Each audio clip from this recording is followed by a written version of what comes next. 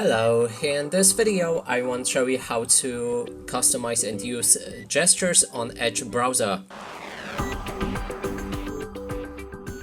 To do this, first you will need to click on the three dots in the top right corner of browser, navigate to the settings, then enter appearance. Right here we can scroll down and look for mouse gestures. Now make sure that your mouse gestures are enabled, then we can click on configure mouse gestures. Right here you will find all of the gestures you can perform and you can assign different actions to them. So for example, there's a draw arrow to the left and it will go back. But in this case I want to assign it as a refresh.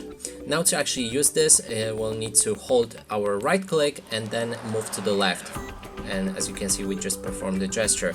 And you can see all of them, how to use them right here. For example, again, we can use this.